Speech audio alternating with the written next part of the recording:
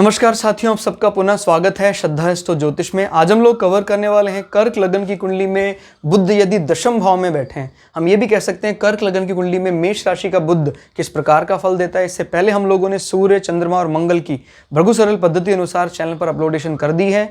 कोई भी व्यक्ति ज्योतिष को सीखना चाहता है तो सबसे सरल तरीका है भृगु सरल पद्धति। यहाँ हम 9 के 9 ग्रहों का 12 अलग अलग लग्न की अलग अलग राशियों में फल को विस्तार से जानते हैं। आप चाहे कितनी भी पुस्तक पढ़ चुके हों, 50, 100, 1000, 500, कितनी भी पुस्तक पढ़ चुके हैं, आप जब कभी भी किसी कुंडली को सामने रखते हैं आपके मन में फिर से वही दुविधा आ जाती है, कौन सा योग रहेगा, बनेगा।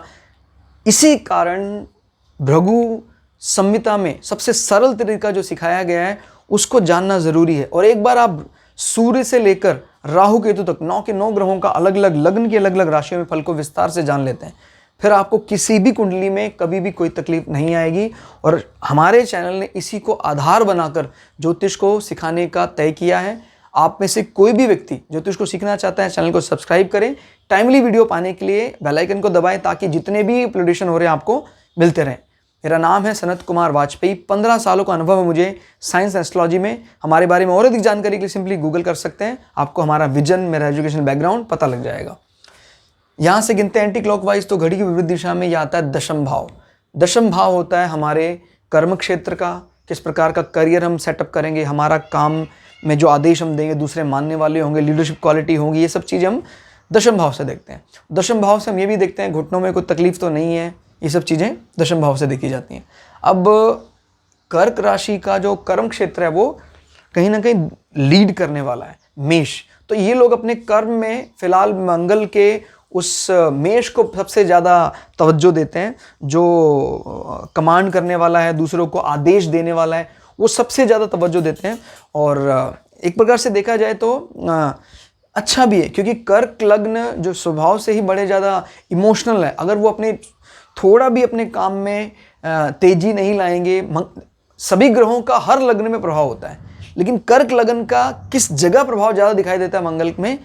कर्म क्षेत्र में। याद रखिएगा, मंगल की जो मूल त्रिकोण राशि वहाँ मंगल का ज़्यादा प्रभाव दिखाई देता है। तो कर्म को लेकर ये बहुत ज़्यादा डोमिनेटिंग होते हैं, काम कराने वाले होते हैं, लेकिन मूल स्वभाव इनका हमेशा वही रहेगा। ये नहीं है कि भाई काम को लेकर आपको कुछ कह रहे हैं तो ये लड़ लेंगे आपसे। लड़ेंगे भी तो इनकी लड़ाई कैसी होती है? जल तत्व जैसी। क्लियर? बट फिर भी ये आदेश देने में बिल्कुल नहीं हिचकते हैं, क्योंकि कर्क लग्न वालों का कर्म क्षेत्र में मंगल का डिपार्टमेंट आ रहा है।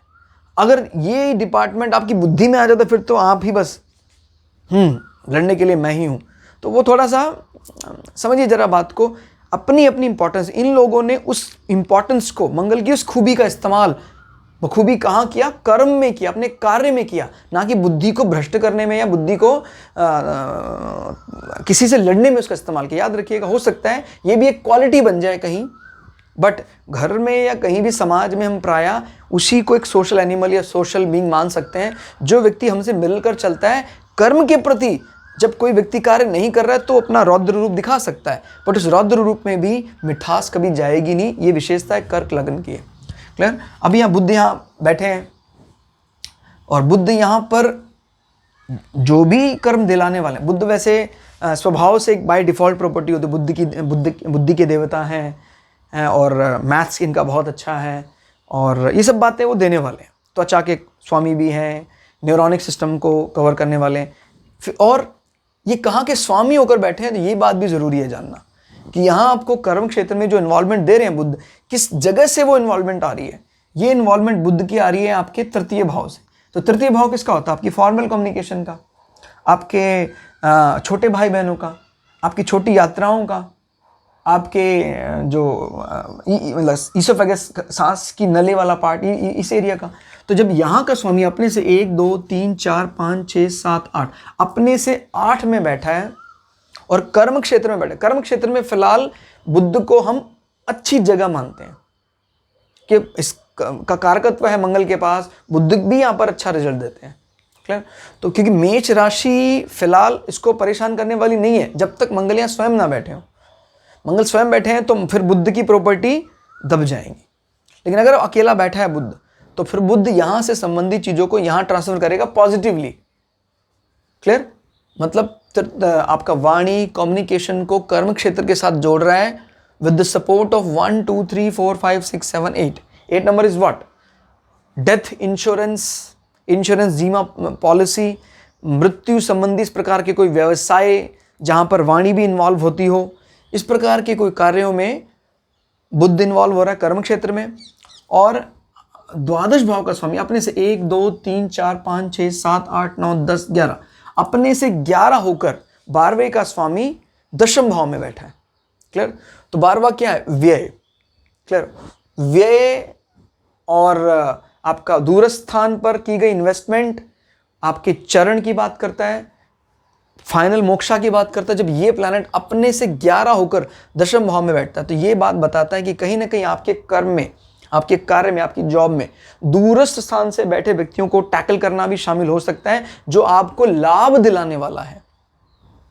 क्लियर हो गया? बुध एक अलग एलिमेंट है जो आपके कर्म में इन्वॉल्व हो रहा है, और वो एलिमेंट कहां से आ रहा है? फॉरेन लैंड से आ रहा है। चलिए, तो हो सकता है आप अपने कर्म क्षेत्र में इन लोगों के साथ भी डील करते हो जो आपको फायदा यानी आय दिलाने वाले, एक्स्ट्रा इनकम दिलाने वाले हैं। ठीक हो गया?